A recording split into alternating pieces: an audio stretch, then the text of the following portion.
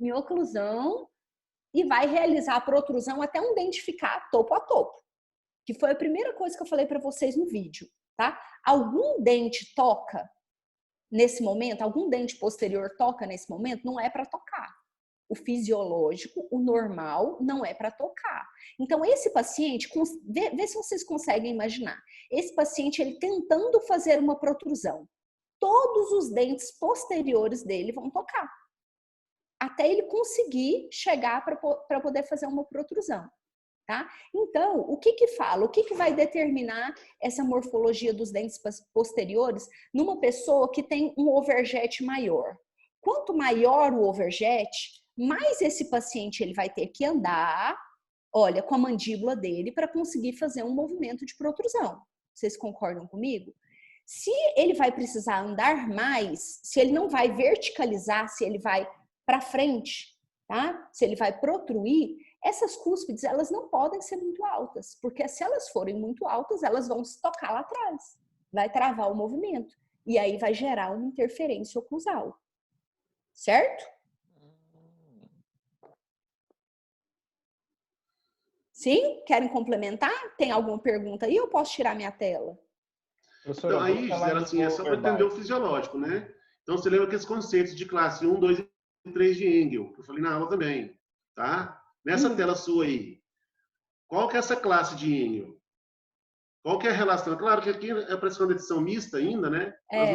Nós não vamos ter muito ainda a noção. Mas só de olhar a imagem pela guia anterior e pela relação anterior dos dentes, a gente está falando em que tipo de classe de Engel? Um sobre-overjet, né? Um overjet acentuado para a região anterior. Então, pensando fisiologicamente, aquele conceito. Dente superior sobrepõe o inferior. Que tanto? No máximo, de 1 a 3 milímetros, no máximo. No sentido vertical e no sentido horizontal. Tudo bem? Esse é o fisiológico. Esse é o correto. Tudo além disso, para frente, para trás, para frente, para trás, ou muito profundo, a gente considera patológico. Tudo bem? Então, acho que é isso. Professora, volta naquele slide Deixa eu ver. acima de guia anterior. Guia anterior? Isso.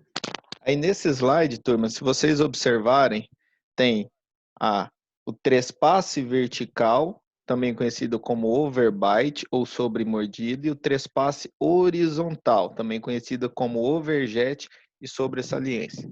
Existe uma frase bem simples e até às vezes meio ridícula, mas que ninguém nunca mais esquece. Overbite, um dente bite em cima do outro. Então é no sentido vertical. Se eu imaginar o trespasse horizontal, para não esquecer do jet, imagina um jet ski. Ele está andando na horizontal.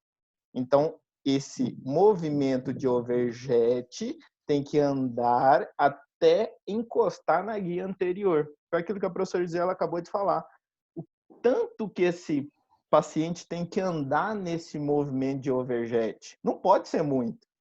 A hora que ele começar a jogar o queixo para frente, que já precisa começar a guia. Mas se os dentes anteriores estiverem vestibularizados, ele vai ter uma dificuldade na execução dessa guia. Aí os dentes posteriores vão encostar. E eu sei que não pode encostar, por causa da regra da oclusão mutuamente protegida. Então, essa oclusão não está mutuamente protegida. Eu estou tendo problema nessa oclusão em relação ao overbite e overjet, onde os dentes anteriores não estão protegendo os dentes posteriores em movimentos excêntricos. Ah, mas o que isso influencia, professor? E daí? E daí que os dentes posteriores, nessa condição de overjet acentuado, quer dizer, a mandíbula precisa andar muito antes de começar essa guia anterior. Foi o que a professora Gisela falou, as cúspides dos dentes posteriores tem que ser baixinha, porque se ela for alta, vai travar esse movimento. Essa mandíbula não vai conseguir andar até encostar nesses dentes anteriores superiores. Agora imagina você vai lá e desgasta as cúspides, deixa tudo reto, esses posteriores, passa a broca em tudo. Não vai facilitar esse movimento? não vai fazer com que essa mandíbula desloque mais facilmente para a anterior, até encostar nesses dentes anteriores e começar a desoclusão?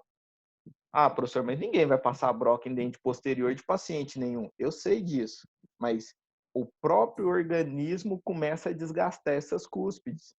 Começa a ter um desgaste dessas cúspides frente ao tipo de oclusão. Começa a gerar problemas oclusais. Esses dentes começam a apresentar problemas devido a não ter oclusão mutuamente protegida. Então, vocês têm que ter muito bem claro essa regra de anterior protege posterior, movimento excêntrico, posterior protege anterior em abertura e fechamento, e questões de overbite e overjet. A função, por que eu tenho que ter esse overbite e esse overjet? Justamente para proteger esses posteriores. Certo, professores?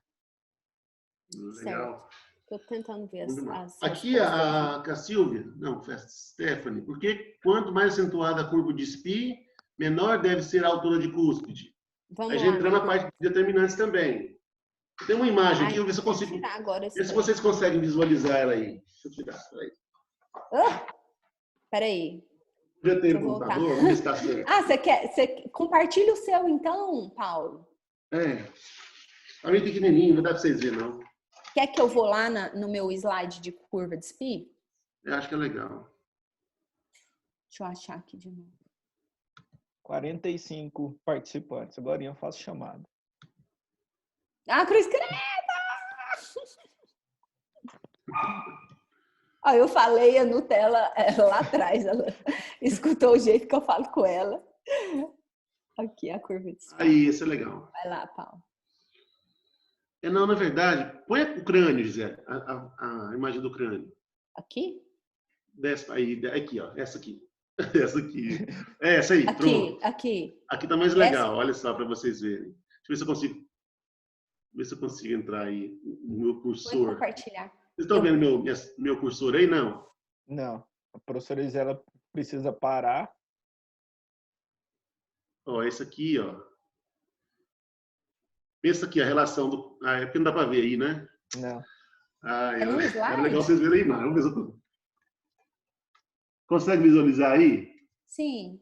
Mais ou menos? Tá vendo essa linha vermelha? Essa aí, professora. Essa dessa curva mesmo. Tá muito ruim aí? Aqui? Essa fica melhor? Vocês, olha no meu, Não, na minha aquela cara preta, aí. professora. De cima do arco facial.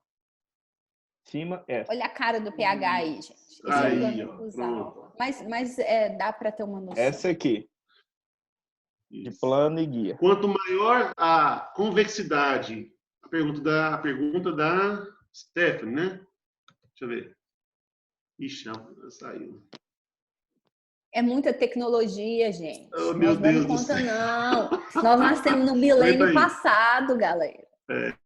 Porque quanto mais acentuada a curva de SPI, menor deve ser as cúspides. Né? Você tem uma curva de SPI muito, muito acentuada. Ela é, por exemplo, os dentes posteriores são mais curtos. Essa é melhor, né? Não é? Os dentes posteriores sendo mais curtos, o movimento seu é maior. Se você eleva demais as cúspides, o risco de interferência oclusal é maior. Por isso que tem que ser mais plano possível. Tudo bem, Stephanie? Deu para entender? Deu para entender, Pedro? É isso? Acho que é isso. O que mais? Professor Paulo, você poderia repetir as 3 classes que você comentou, por favor? Classe 1, 2 e 3 de Engel. Deixa eu ver se eu abro a aula, então. Vai lá, tirei o meu. Não, PH. pode manter. Deixa eu ver, Gisela, porque aqui, ó, gente, se eu sumir, vocês não. Peraí. Oclusão, deixa eu ver, passa pra cá. Mas vai falando aí, Diogo. Quando a gente falou de overjet, trespasse horizontal, vocês conseguiram pegar o vertical? Tem uma pergunta da Débora aqui, perguntando do trespasse vertical. Conseguiram? Sim, não. Deixa eu colocar o trespasse lá enquanto o Paulo. Paulo, quando você estiver pronto, me avisa, tá? Que aí eu tiro o meu. Vou abrir aqui. Aula.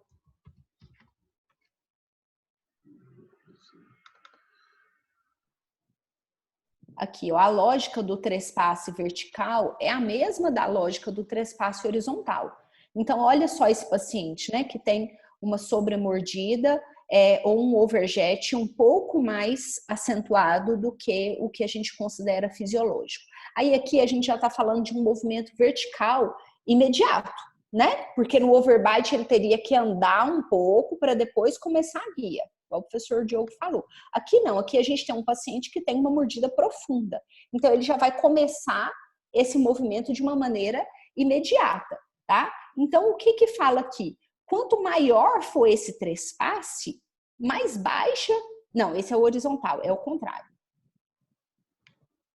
Quanto maior o trespasse vertical, mais altas podem ser as cúspides, porque eu tenho um poder de desoclusão maior. Esse paciente, se ele tem um trespasse vertical maior, essa mandíbula, vocês concordam comigo que ela vai ter que descer um pouco mais, ela vai verticalizar um pouco mais na guia, para depois fazer a protrusão, chegar em topo? Isso quer dizer que no posterior eu posso ter cúspides um pouco mais altas que não vai interferir. Tá? Então agora o segredo é fazer um trespasse vertical acima de 3 milímetros. Também não. Por quê? Porque se eu fizer um trespasse vertical acima de 3 milímetros, pode travar aqui no posterior. A minha guia condilar pode travar e esse paciente ele pode não conseguir fazer um movimento de protrusão completo. Tá? Então aqui eu posso até ter cúspides altas, mas porque eu realizei um trespasse um pouco maior, ou por um tratamento ortodôntico, ou por uma reabilitação, ou esse paciente ele tem essa oclusão, ele não é uma oclusão fisiológica, mas é a oclusão que ele tem uma mordida profunda e ele tem que fazer um tratamento ortodôntico. E aí, por causa disso, ele não consegue terminar o movimento. Então, todas as vezes que esse paciente articular a mandíbula, ele vai ter toque desses dentes anteriores. Tá? Então, isso não acontece só quando a gente reabilita o paciente. Isso pode acontecer com a oclusão dele mesmo, que eu não vou falar que é uma oclusão fisiológica, porque o fisiológico é até 3 milímetros, tá? Mas é um paciente que ele deveria fazer um tratamento ortodôntico. Então, vê se vocês conseguem entender. Se eu tenho uma sobremordida, olha, essa mandíbula ela vai ter que descer um pouco mais para vertical. Então, eu posso ter cúspides lá atrás mais altas. E eu vou ter um poder de mastigação um pouco mais eficiente, né? Uma mastigação um pouco melhor. Porém, se essa minha sobremordida ela for maior do que a minha guia condilar consegue liberar a minha protrusão, eu vou travar o meu movimento e eu vou ter dente inferior tocando em dente anterior. Eu vou ter fratura, eu vou ter mobilidade, especialmente fratura. Tá? Então, essa é a questão do overjet. Deu para entender? Explica a guia condilar. Tá, vou voltar lá na guia condilar. A guia condilar, eu não entendi. Eu não entendi se é a eminência articular que é mais angulada, ou o côndilo, ou os dois. Eu não entendi. A eminência. Eminência. Aqui. Então, vamos colocar no videozinho aqui. Então, o que é a guia condilar? Então, primeira coisa, tá? Não estou falando de determinantes. O que é a guia condilar? Ou que é chamada de trajetória condilar. O nome já está falando. É o que a movimentação que o côndilo realiza, tá? Saindo lá da fossa articular ou da cavidade articular, cavidade mandibular, e fazendo toda essa movimentação. Tá? Então, olha aqui. Deixa eu ver se eu consigo pôr o vídeo. Eu gosto desse vídeo porque ele é muito real, né? Então, olha só. Olha aqui. A minha parede posterior. Aqui. Essa música que deu zebra. Foi essa bandida que deu zebra lá no YouTube. Que depois de 2 dias que eu fui descobrir que eles tinham travado o meu vídeo. Justamente. E não fui eu que fiz. Direitos autorais. É assim que funciona. Pois é, eu vou presa. Mas, enfim, conseguiu ver aqui, Duda, olha só. Então, quanto mais angulada essa minha eminência articular, maior o meu poder de desoclusão. Tá? Se ela for um pouco mais plana, a mandíbula ela vai precisar descer um pouco menos. Vai verticalizar um pouco menos. Então, quanto mais angulada for a eminência articular, olha só, maior podem ser as minhas cúspides. Quanto mais angulada, olha, eu tô pondo o dedo aqui, olha só o cursor, vê se dá para ver o cursor. Quanto mais angulada for a minha eminência articular, maior pode ser a altura das cúspides. Por quê? Porque aí o meu côndilo que vai estar lá na cavidade, ó, eu vou ter uma eminência super angulada, mais angulada. Ele vai descer um pouco mais para poder fazer essa movimentação de protrusão, de abertura, lateralidade, enfim, tudo que ele precisa fazer que ele vai sair lá da cavidade articular. Então, se ele vai descer um pouco mais e o guia dele vai ser aqui a parede posterior da eminência, se eu tenho uma eminência um pouco mais angulada, ele vai ter que descer um pouco mais. E aí eu posso ter cúspides mais altas que eu não vou interferir. Se eu tenho uma eminência um pouco mais plana, a verticalização do côndilo vai ser um pouco menor.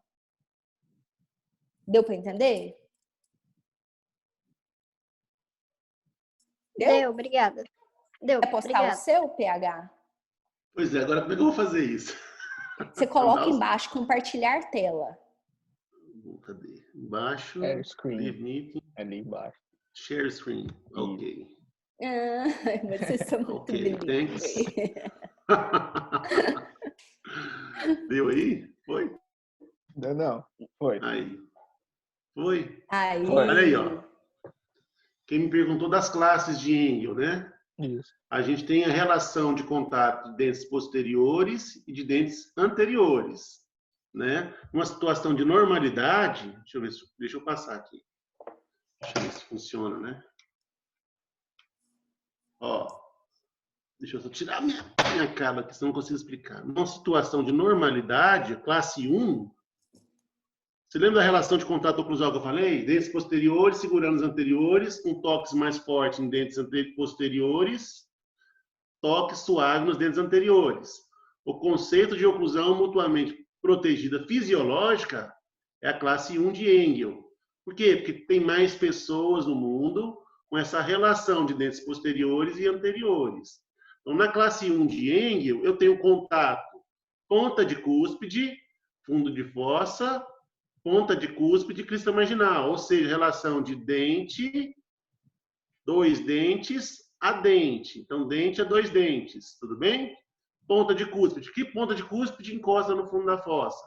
Ponta de cúspide vestibular do inferior, no fundo da fossa central do superior, ponta de cúspide palatina superior, no fundo da fossa central do inferior. Tudo bem? Qual cúspide que encosta? Aí a relação de contato normal, fisiológica, é relação de contato entre ponta de cúspide disto vestibular do primeiro molar inferior, tocando fundo de fossa central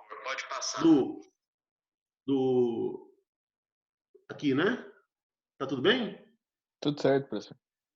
Ponta de cúspide vestibular, disto vestibular do primeiro molar inferior, encostando no fundo de fossa central do primeiro molar superior, e ponta de cúspide mesiovestibular do primeiro molar inferior na crista marginal, na região de crista marginal do segundo premolar superior.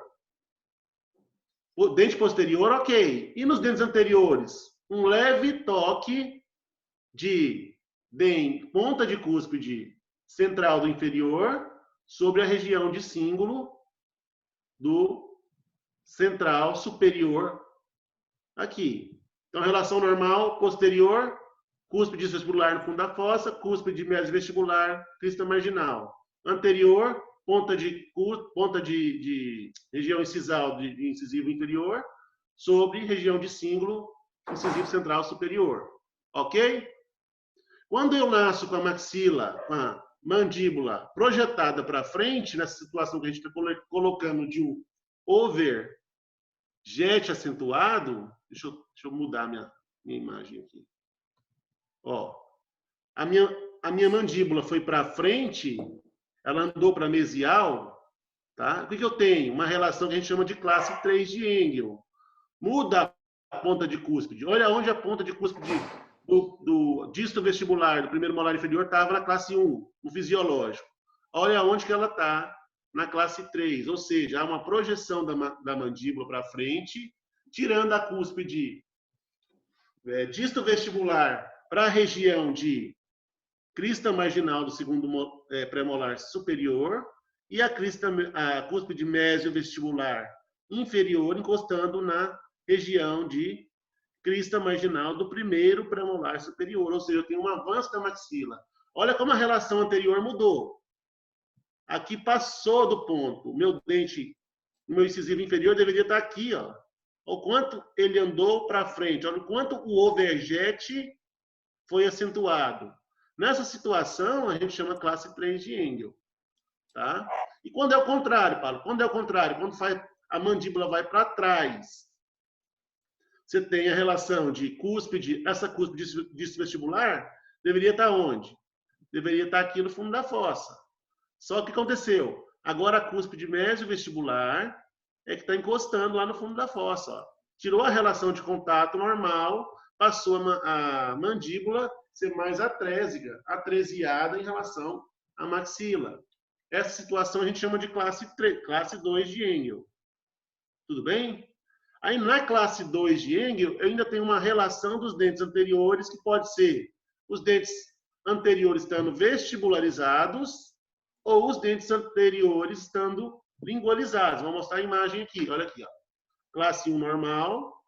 Eu tenho classe 2, ó, classe 2 divisão 1. Eu tenho uma vestibularização dos meus dentes anteriores. E a classe 2, subdivisão 2, eu tenho uma lingualização dos meus dentes anteriores. Então, eu tenho, na classe 2 de Engel, duas subdivisões. Subdivisão 1, vestibularização dos dentes. Subdivisão 2, anteriores, lingualização dos dentes. E a relação de contato posterior continua fora do contato oclusal de molar. Ou seja, a ponta de cúspide disto vestibular está fora do lugar. Como consequência disso, todo o sistema está fora do lugar. Tudo bem? Deu para entender isso aí? Deu, obrigada. Deu? Como é que eu saio da tela agora? Lá em cima, professor. Em cima, interromper. Interromper, no vermelho. É alguma coisa assim. É porque a minha tela... Deixa eu ver. Tem que mais... Peraí, só um pouquinho. Tá subindo. Ai, meu Deus. Agora ferrou. Agora saiu todo mundo da tela. Aí. Agora eu vou aqui no meu, né? Isso. Não deu nada. Bom, saiu não. Deixa eu grid. É lá em cima. Lá em cima. O mouse do senhor, professor, deixa eu ver ele. Aquilo aqui. Onde? Fala aqui na tela. Isso. Eu não consegui Passa ver seu não. mouse também. Deixa eu ver aqui. Só um pouco mostrar. Vou mostrar a barra de... Mostrar a barra de tarefas. Tem minha coisa. Ixi, não deu certo não. Fone. Eu acho que eu consegui interromper aqui, peraí. Aí. Consegui interromper. Agora eu posso tirar do share? Pode. Eu tirei, professor, senhor. Oh. Então pronto. Certo. Eu preferia ver a cara de vocês, em vez da minha. Aí. Pronto. Deu certo? Deu certo. Turma, questão de classe 1, classe 2 e classe 3. Então, todo mundo entendeu, frente ao crescimento maxilomandibular e frente ao engrenamento da chave de oclusão, que o professor Paulo Henrique acabou de explicar. Frente aos determinantes de oclusão, que a professora Gisela explicou na aula passada. O que vocês precisam entender? O que determina o tamanho de um dente? O que interfere no tamanho de um dente?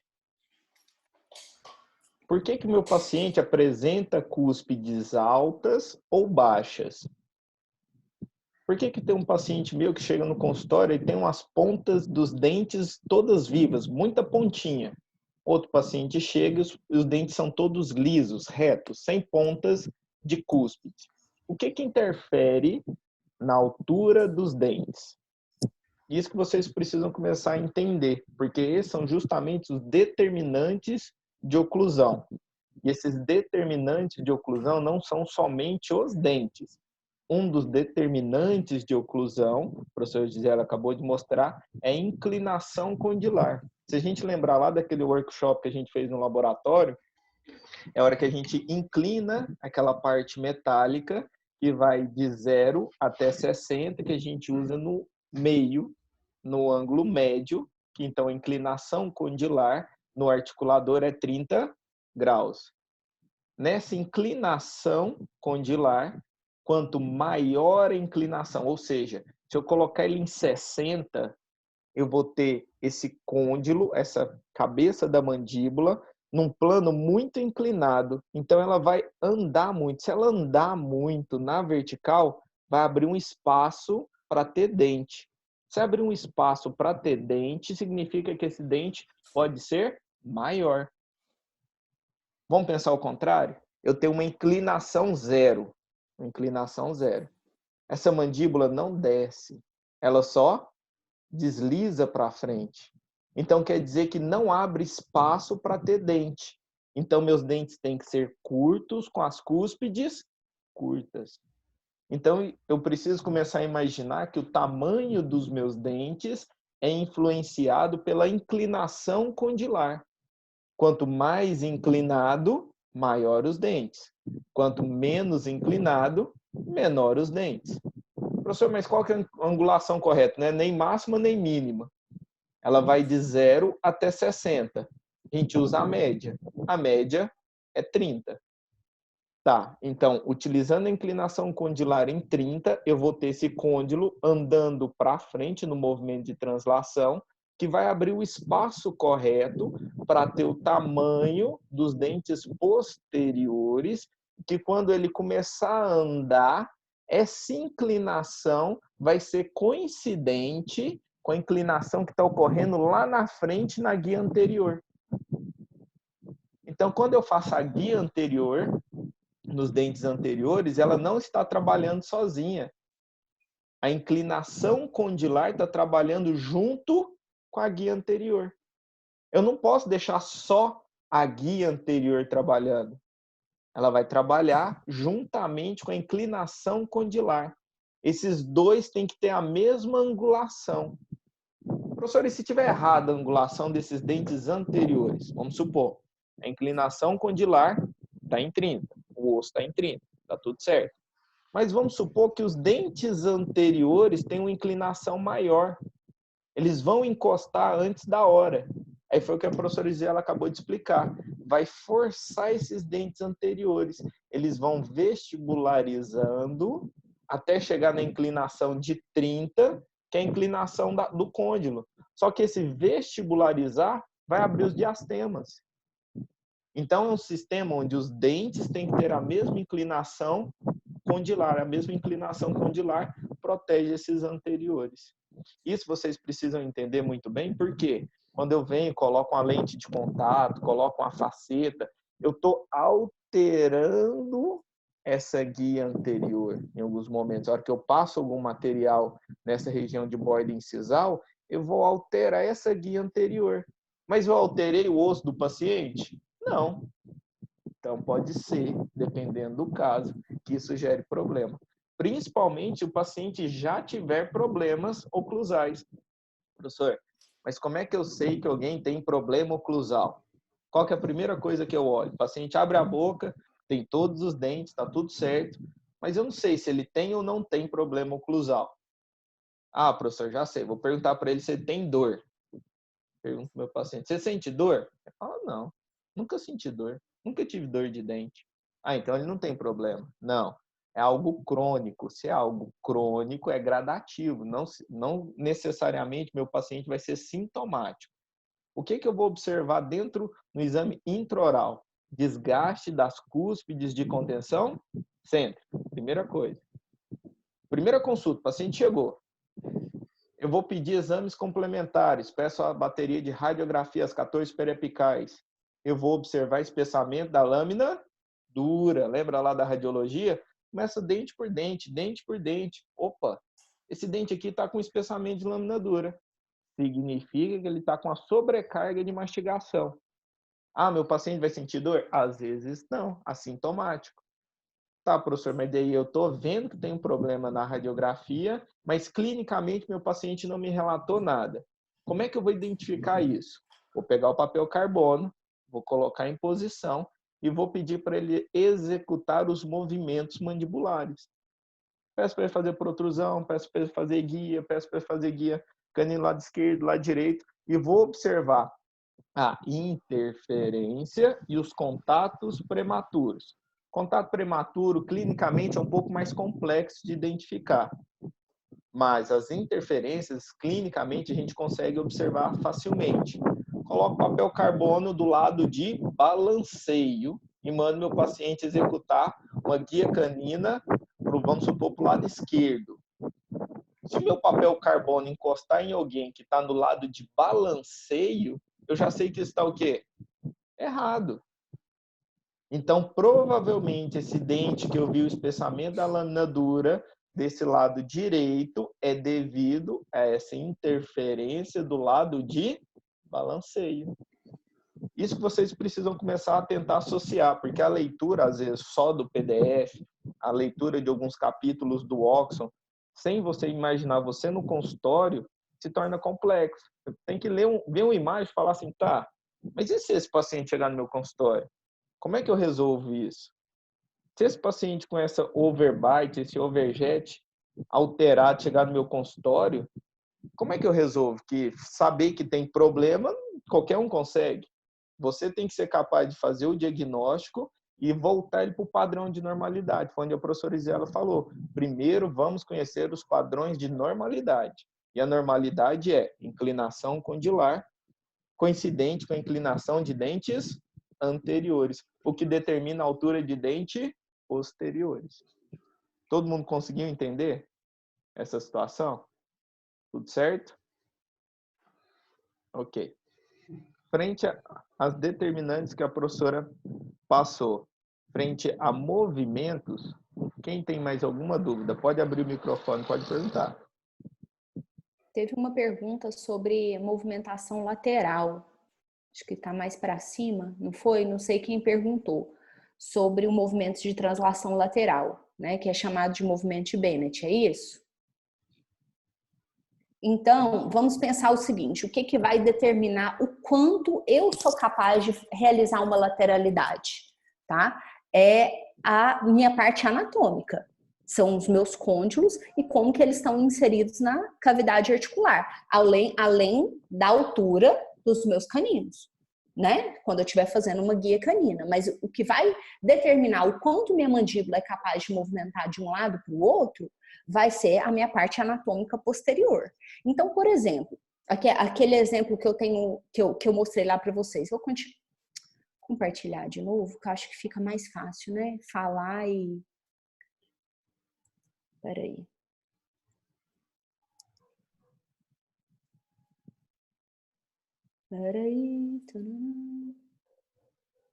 Aqui.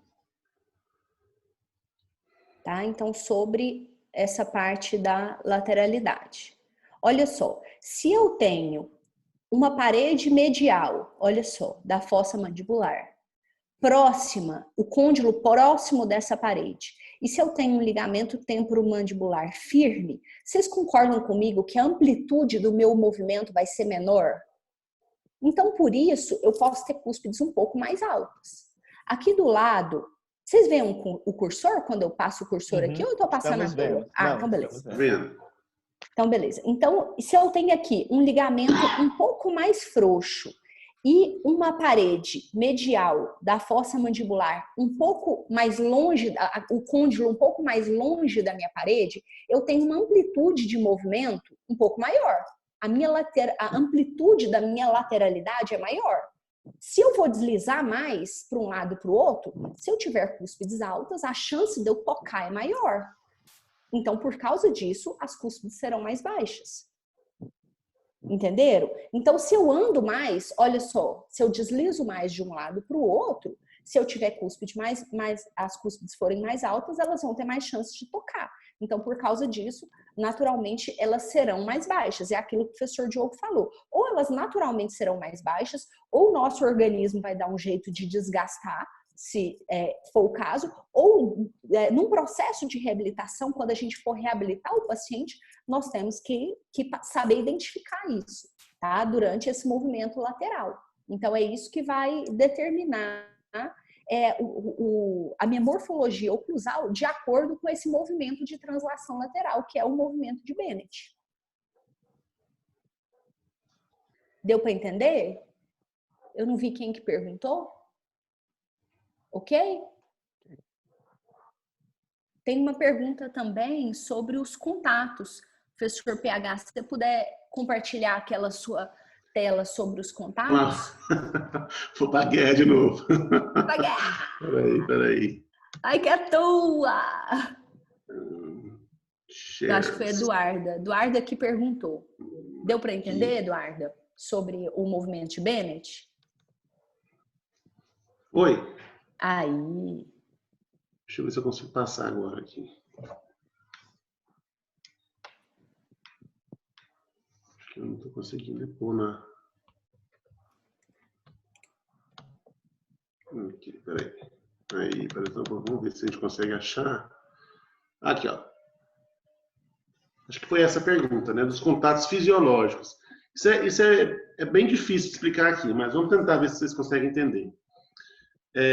Eu tenho movimento cêntrico, abertura e fechamento. No movimento cêntrico, como é que acontece o contato fisiológico? Ponto de cúspide, fundo de fossa.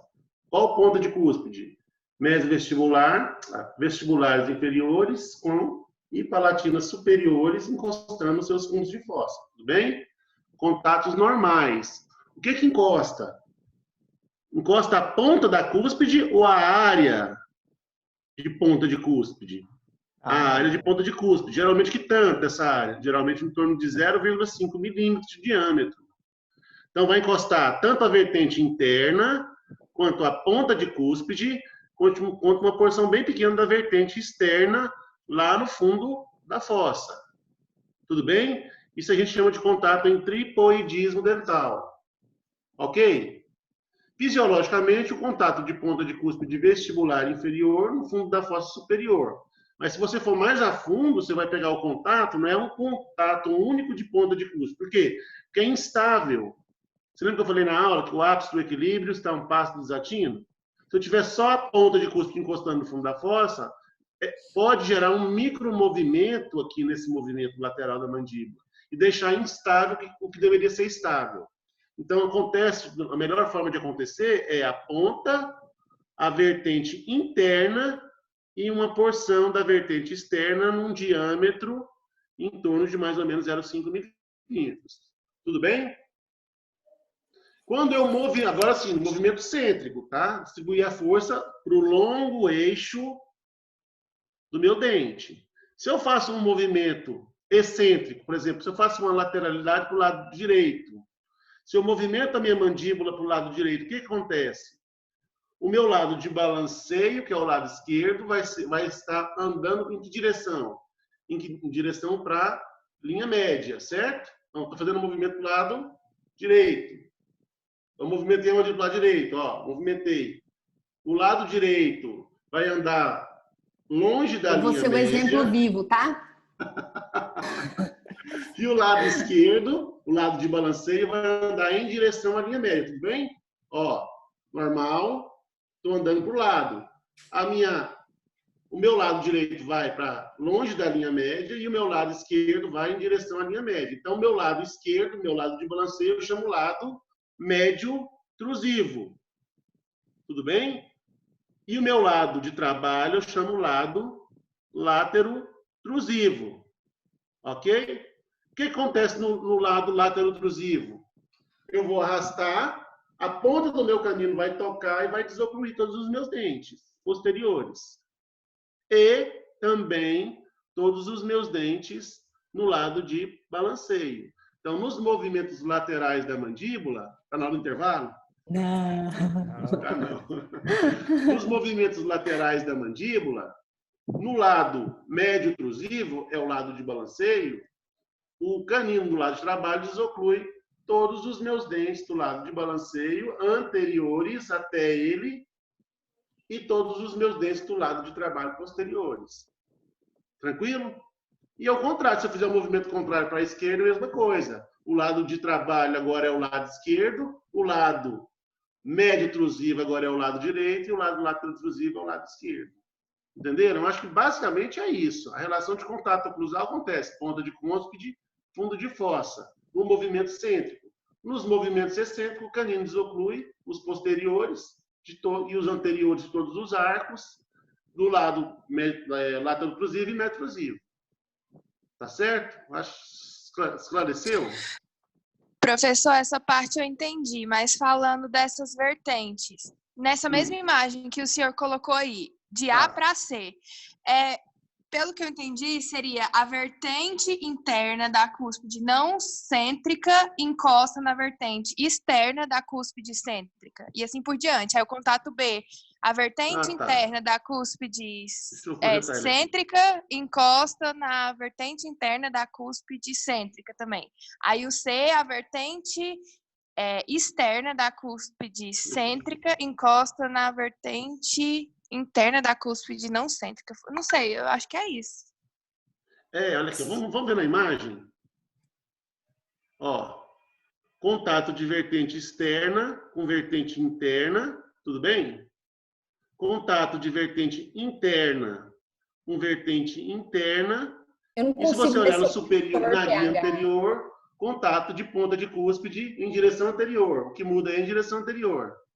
Tudo bem? Então é isso, ó, vertente interna. Os contatos acontecem entre vertentes internas e internas, externas com internas.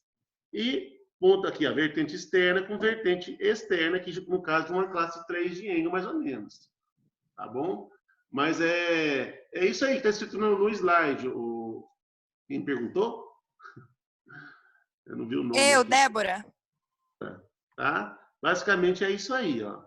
Entendeu? Vertente interna com interna, externa com interna. E às vezes pode acontecer de uma vertente externa de uma cúspide não cêntrica encostar numa vertente interna de uma cúspide cêntrica. Tá? Em direção anterior. Professor, só mantenha essa tela. Só mantenha essa tela que eu vou explicar algumas questões aqui também nesse contato, nesse A, B e C. Mantenha a tela do senhor projetado. Não, deixa eu voltar aí, pronto. Isso. Débora, então você estava falando sobre vertentes internas e externas. Vamos analisar aquele ponto A. No ponto A, eu tenho vertente triturante de uma cúspide vestibular superior contra uma cúspide vestibular inferior. Só que na inferior não é a vertente triturante, é a vertente externa ou vertente lisa. Lisa. Então a gente tem ali, ponto A, uma vertente lisa da cúspide de contenção cêntrica. Posso falar que a cúspide de contenção cêntrica? Posso, é vestibular inferior. Então, vertente lisa da cúspide de contenção cêntrica inferior, que é a vestibular VIPS, né, vestibular inferior, contra uma vertente triturante de uma cúspide não cêntrica superior.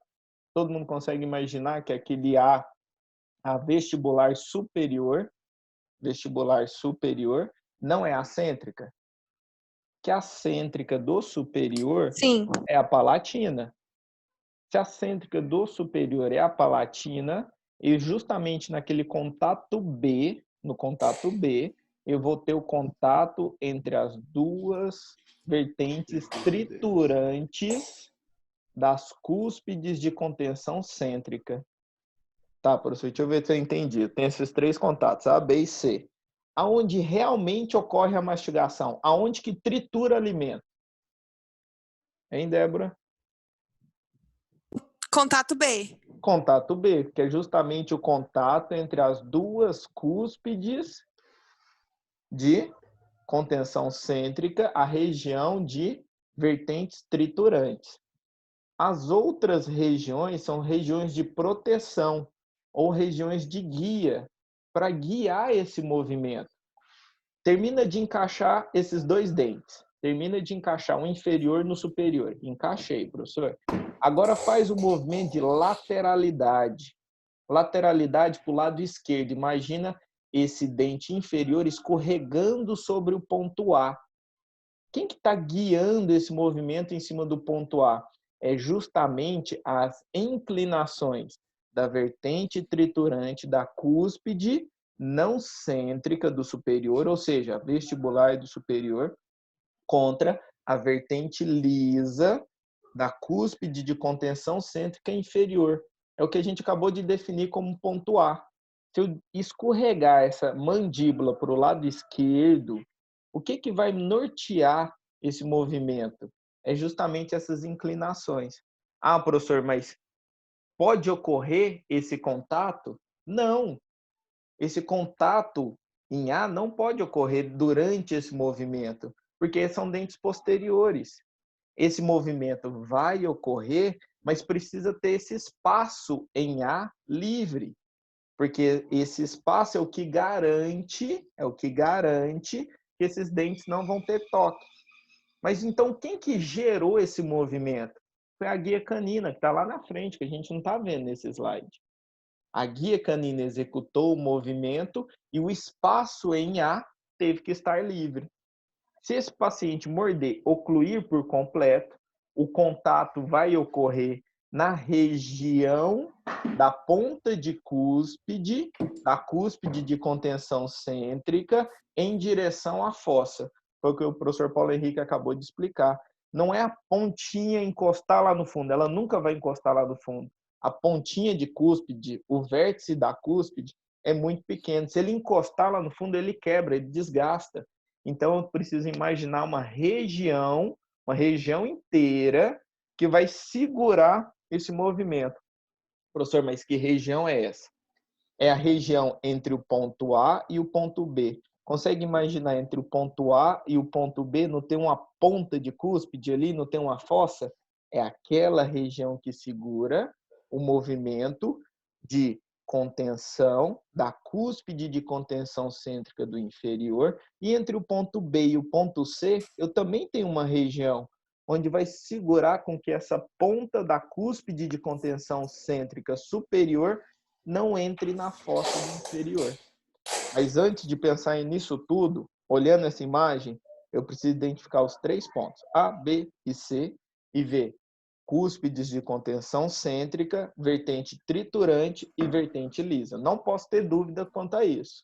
Alguém tem alguma dúvida na nomenclatura e localização? Cúspides de contenção cêntrica, vertente triturante e vertente lisa ou vertente livre? Não. Tudo certo? Imaginando esses conceitos, aí sim a gente vai conseguir discutir os movimentos, que durante os movimentos não pode ocorrer o toque. Se ocorrer um toque em A, está errado. Se ocorrer um toque em C, está errado. E vão ter aulas mais à frente onde nós vamos discutir como desgastar, como ajustar, como afinar esses contatos. Mas um pensamento que muito aluno tem de forma errada é que todo contato tem que ser desgastado. Pegar o papel carbono, colocou na boca do paciente, o paciente morde. Aí você vai ver que marcou um contato. Ah, vou desgastar porque tem um contato. Você vai e desgasta. Coloca o carbono de novo, o paciente morde, vai ter outro contato. Você vai lá e desgasta. Vai chegar um momento que você desgastou todos os dentes do paciente, o paciente já está com sensibilidade em todos os dentes e vai ter contato. Sempre vai ter contato entre dentes. Eu preciso começar a identificar quais contatos são certos e quais contatos são os errados. Imaginando essa questão dos contatos e esses 3 pontos, paciente mastigando em MH, qual contato seria o correto? O contato correto seria o B, onde eu vou ter o contato entre as vertentes triturantes das cúspides de contenção cêntrica. Esses são os contatos corretos dos dentes em MH. Certo?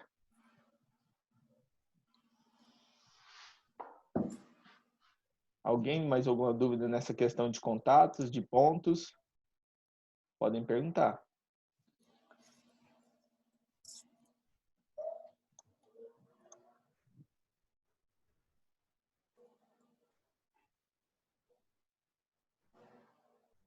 Não? Explica a relação cêntrica. Relação cêntrica, certo? Você precisa imaginar que a relação cêntrica é uma relação maxilo-mandibular, da maxila em relação à mandíbula, que não depende de dente. Então, eu tenho uma relação que independe de dente. As outras relações que a gente estava falando, MH, depende de dente. Eu só vou ter máxima intercuspidação se o paciente tiver dente. Guia canina, depende da presença do canino.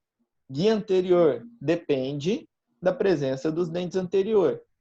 Tá, professor, mas eu tenho um paciente que não tem dente nenhum.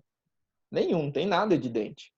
Como é que eu vou encaixar maxila na mandíbula se eu não tenho dente nenhum, não tenho referência nenhuma? Eu preciso partir do pressuposto que existe uma posição que essa mandíbula em relação à maxila esteja na posição de melhor conforto. Essa posição de melhor conforto é a denominada relação cêntrica. A relação cêntrica, ela está perto, está próxima da MH, mas não é exatamente igual a MH. Você vai ter os côndilos encaixados perfeitamente nas fossas articulares, mas não vai ter o engrenamento de todos os dentes. Professor, então, relação cêntrica é quando eu tiver em dimensão vertical de repouso? Nem sempre. Eu preciso do espaço funcional livre entre os dentes, mas eu preciso ter os côndilos encaixados lá na minha fossa articular. Então, eu preciso de uma posição de conforto muscular que não depende de dente, com os côndilos encaixados. Isso é relação cêntrica. Como que eu posso facilitar ou ajudar a obtenção de relação cêntrica? Quando eu faço o processo de deglutição. Quando eu engulo um pouco de saliva, minha mandíbula vai um pouquinho para trás, encosta os dentes, passa um pouquinho os dentes desencostam. Nesse momento, eu passei pela relação cêntrica. Então, eu preciso achar essa relação cêntrica como ponto inicial. Relação cêntrica é onde começa tudo. Eu vou fazer uma reabilitação do meu paciente. Em qual posição maxilomandibular é a mais indicada para fazer essa reabilitação do paciente? Sempre buscar a relação cêntrica. Então, para pensar nisso no consultório, eu preciso imaginar, não depende de dente, então não vai depender do desgaste que esses dentes estão. É uma posição fisiológica, ou seja, meu paciente não vai sentir desconforto nessa região. Depende do engrenamento da mandíbula, da cabeça da mandíbula na fossa articular, e que o que eu obtiver hoje, como relação cêntrica do paciente, a professora Gisela vai obter, o professor Paulo Henrique vai obter, todo mundo vai obter a mesma relação cêntrica do paciente, independente do que ocorrer na boca desse paciente. Certo? Ok, achei a relação cêntrica. Por que é importante a gente obter a relação cêntrica? É o ponto de partida. Da relação cêntrica, eu vou para MH, da MH faço guia anterior, faço guia canina, faço todos os movimentos protrusivos. É a partir da relação cêntrica que começa o diagnóstico da oclusão. Certo? Certo, obrigada. Nada.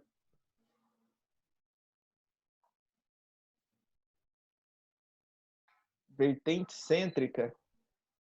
Vertente cêntrica ou vertente triturante é o que está dentro do dente que faz o processo de mastigação. Então, se você imaginar a formação da cúspide, tem a vertente lisa, que é o que está por fora, e a vertente triturante ou vertente cêntrica. Qual que é a diferença de uma vertente de uma cúspide triturante e uma vertente cêntrica? A cêntrica é que está nas cúspides de contenção cêntrica.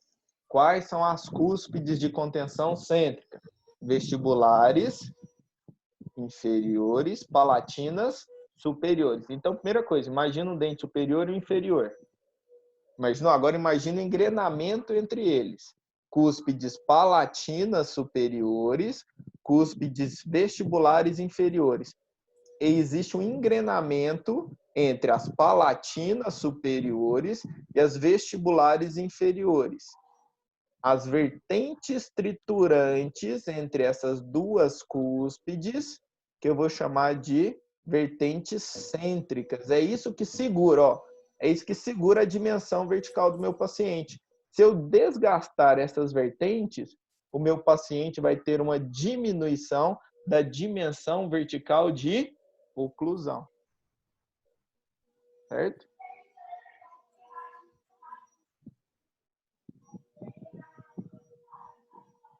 Era B.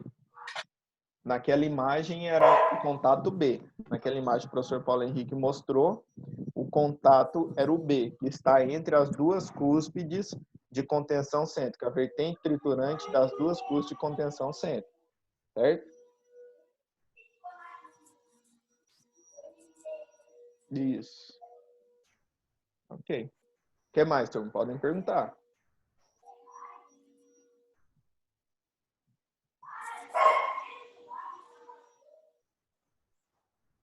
Mais dúvidas, gente? Dúvidas?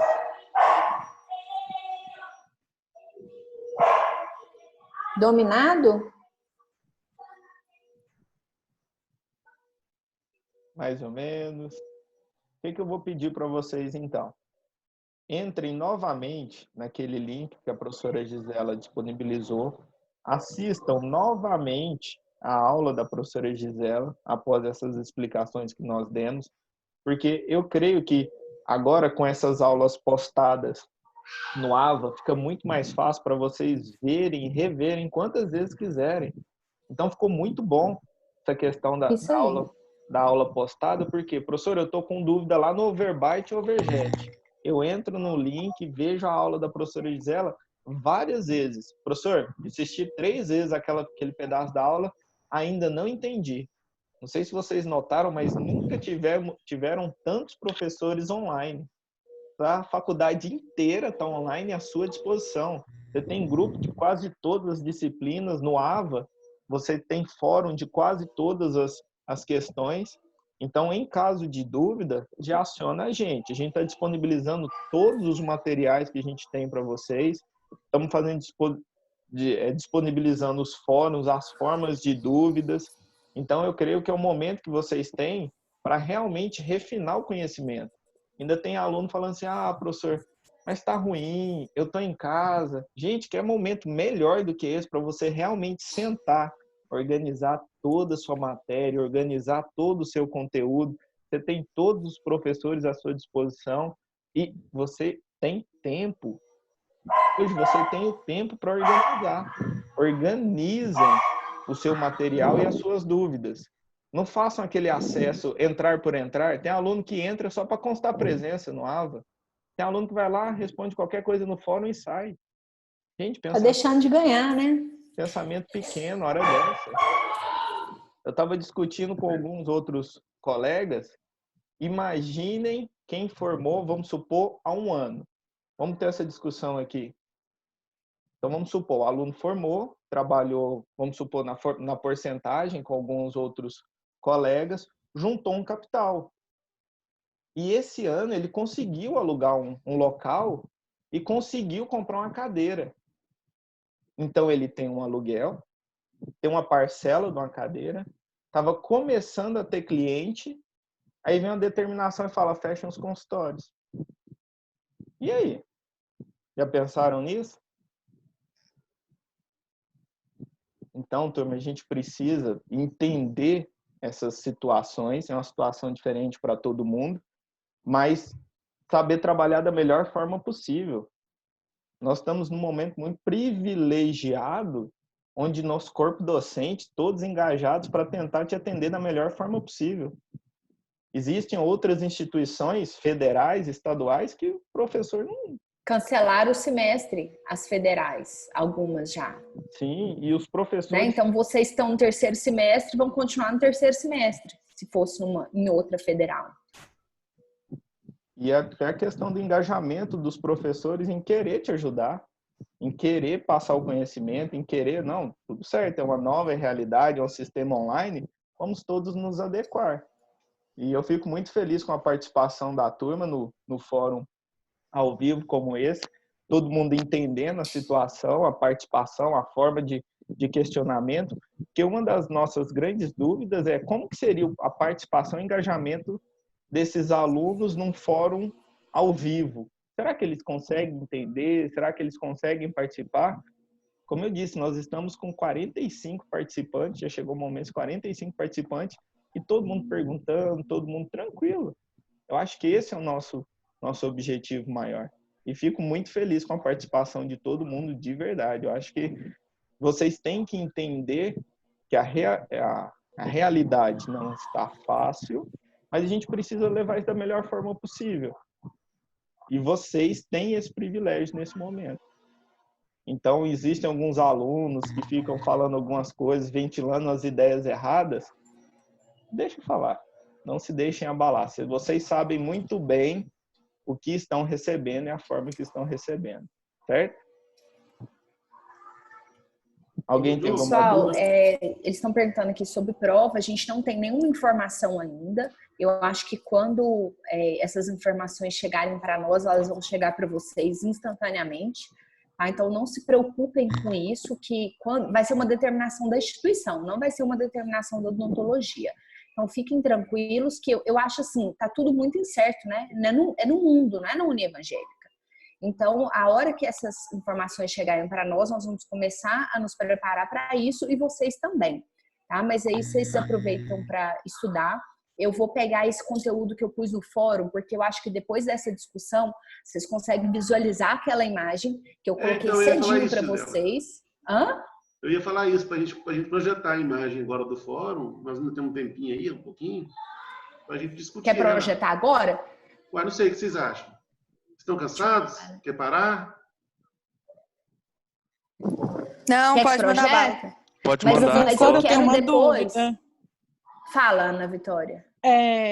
Essa atividade do fórum é para a gente responder aonde? Vocês ainda estão resolvendo? Então, eu coloquei ela a princípio no fórum, isso que eu ia falar agora. E depois a gente conversou, nós três, e achamos legal que migrar ela para as atividades mesmo, para que vocês pudessem responder. Porque a gente já está tendo esse momento online, né? Então, não tem por que a gente discutir isso de novo no fórum.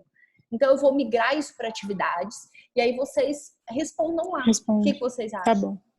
Melhor, eu acho. Quer que eu projeto, PH, a foto? Não, pode ser assim. Então, a gente faz assim, que a gente vai encontrar na semana que vem, eles respondem durante essa semana, e a semana que vem a gente gera a discussão sobre esse caso, e posso colocar mais um, ou outra coisa. À medida que a gente for vendo coisa interessante também, a gente acaba, assim, lembrando de vocês. E é igual hoje, eu acordei cedo, tava vendo essa live, e aí eu tirei uma foto e falei, lembrei de vocês, bora discutir o assunto. Então, assim, é mais um canal que a gente tem. É lógico que o WhatsApp, ele não é formal, né? Não é uma maneira da gente discutir formalmente, mas é uma maneira de agregar conhecimento também. Vocês estão escutando? Meus filhos estão se matando aqui. Tá dando para escutar? Eu vou matar eles depois. Turma, então, para encerrar nossa Tem alguém atividade... falando que não dá para escutar. Tem alguém perguntando? Não. Digita. Tem alguém falando, não dá para entender. Não, acho que era ruído do fundo, professor. Turma, então, de linhas gerais, eu gostaria, então, de agradecer essa participação de todos e ciente que tem muito aluno imaginando que, tô de férias. Turma, imaginem que, quando retornar, todos nós vamos ter reposições de clínicas, vai ter um volume de atividades grande. Imagine nesse turbilhão você tentando entender oclusão. Não vai dar certo. Então, o que eu preciso de vocês? Realmente adotem que agora é um sistema onde você vai ter que fazer o seu cronograma. Porque nós acabamos de ter 2 horas de oclusão, direto, de aula de oclusão. Como se fosse uma aula presencial, ou seja, até muito melhor, porque não foi uma aula só minha, não foi só uma aula do professor Paulo Henrique, não foi só uma aula da professora Gisela, foi uma aula dos 3 professores ao mesmo tempo. Então, nesse momento, você precisa organizar os seus horários e realmente falar assim, ok, hoje eu vou estudar oclusão, amanhã eu vou precisar estudar fundamentos, depois eu vou ter que estudar semi, vou ter que estudar isso. Organizem os seus horários para quando isso retornar de uma forma mais fácil. Porque não vai ser uma transição simples, igual não foi uma transição simples do presencial para o online. Quando a gente sair do online e retornar para o presencial, também não vai ser simples. E a gente não vai ter... Olha o William Bonner lá, mostrando o bermudão. Olha lá, o bermudão. Não conta, não. Eu, hein? Muito assim. Entregou o bermudão. Eu tô disfarçada aqui. Tá certo. Então, realmente, Desculpa, pensem nesse cronograma e pensem nessa forma de retornar às suas atividades.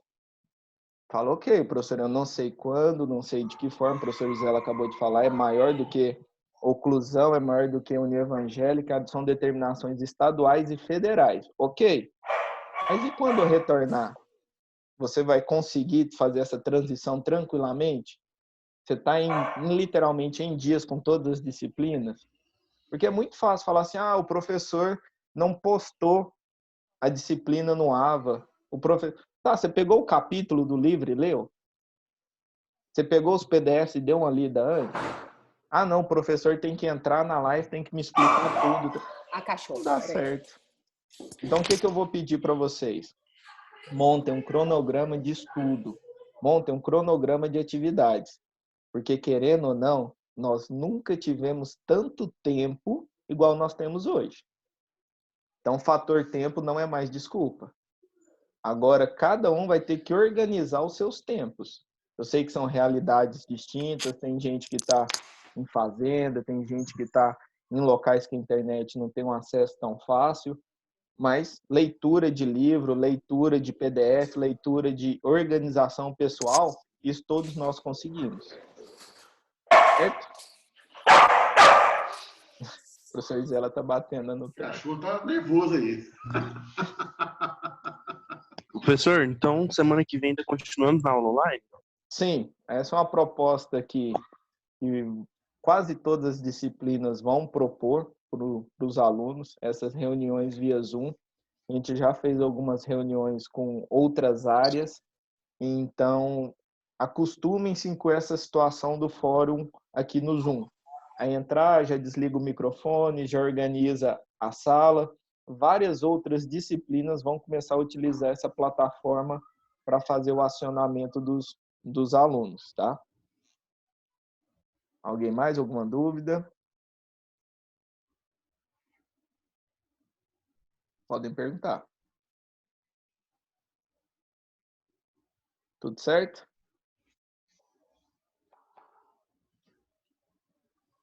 Certinho. Turma, então, semana que vem, às 13h30, a gente retorna na nossa live para a gente conversar mais um pouquinho sobre oclusão. Mas dê uma estudada, certinho? Obrigadão, turma. Beleza, professor. Valeu. Obrigado, Obrigado. gente. Valeu. gente. Foi bom Tchau. demais. Próxima. Tchau, Tchau, próxima. Obrigada. É. É. Tchau. Tchau, Tchau, até tchau. mais. Deixa eu desligar.